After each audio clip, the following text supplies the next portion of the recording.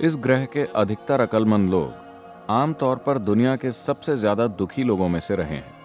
आपके लिए यही सफलता है। ये सफलता नहीं है, ये बीमारी है।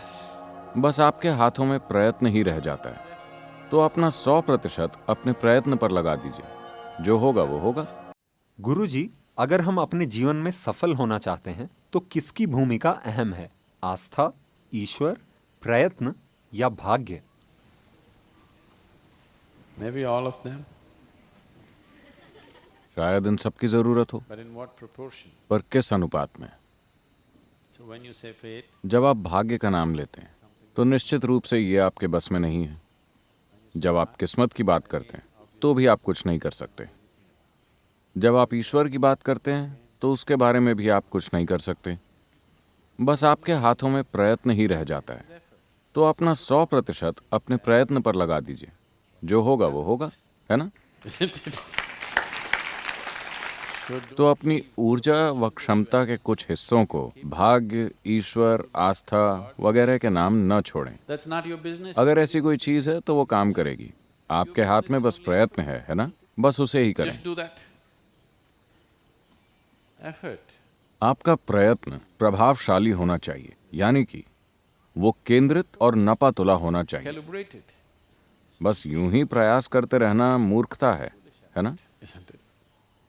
सिर्फ मेहनत करने से आपको कुछ हासिल नहीं होने वाला। सही काम, सही समय, सही स्थान, ये सभी अहमियत रखते हैं, है ना?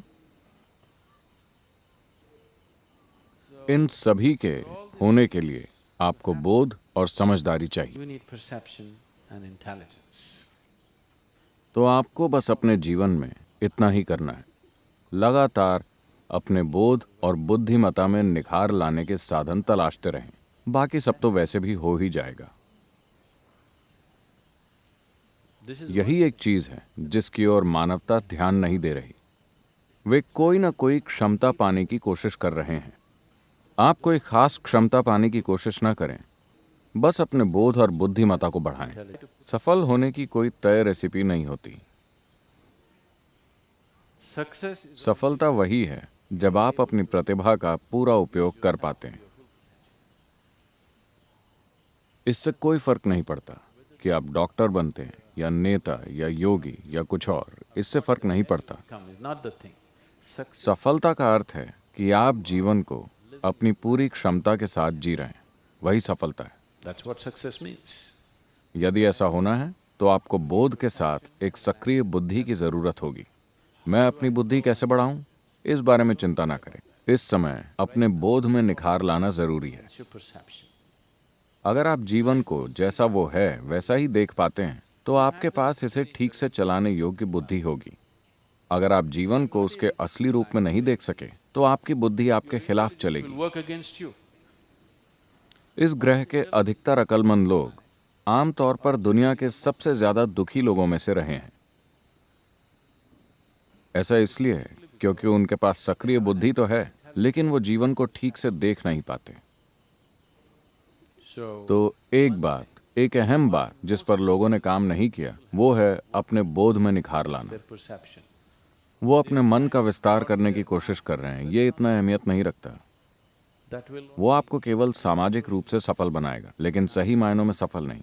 अगर आप सही मायनों में सफल होना चाहते हैं तो आपको हर चीज को उसी रूप में देखना होगा जैसी वो है, बिना किसी विकृति के। अगर आप हर चीज को उसके असली रूप में देखना सीख गए तो जीवन एक खेल बन जाएगा। आप इसे पूरे आनंद के साथ और अच्छे से खेल सकेंगे। अगर आप इसे अच्छी तरह खेल सके तो लोग आपको सफल जानेंगे। आपको ये नहीं सोचना चाहिए कि मैं सफल होना चाहता हूँ। ये कभी ना सोचें कि मैं सफल होना चाहता हूँ। बस इतना देखिए कि कैसे आप खुद को एक पूर्ण विकसित इंसान बना सकते हैं। एक दिन लोग कहेंगे वो एक सफल आदमी है। he's a great success. You should not be aspiring. आप सफल होने की चिंता न करें। ये जीने का सही तरीका नहीं है। You will आप बस दुख और दर्द पैदा कर लेंगे खुद के लिए और बाकी सभी के लिए भी, क्योंकि आपके लिए सफलता का अर्थ है किसी और के सिर पर सवार होना, है ना? yes or no. Your idea. आपके लिए सफलता यानी सब आपसे नीचे हों और आप सबसे ऊपर। आपके लिए यही सफलता है। ये सफलता नहीं है, ये बीमारी है। sickness. So do not सफलता के बारे में कभी न सोचें, बस ये देखें कि कैसे खुद को एक संपूर्ण इंसान बनाया जाए, फिर खुद ही ये प्रकट होगा। अगर इसने एक अच्छा रूप लिया तो आपके आसपास के लोग कहेंगे ये व्यक्ति सही मायनों में सफल रहा। ये अच्छी बात होगी। लोग आपकी सफलता को पहचानें। आपको ये नहीं सोचना चाहिए कि मैं कैसे सफल हूं। ये जीवन जीने का गलत तरीका है।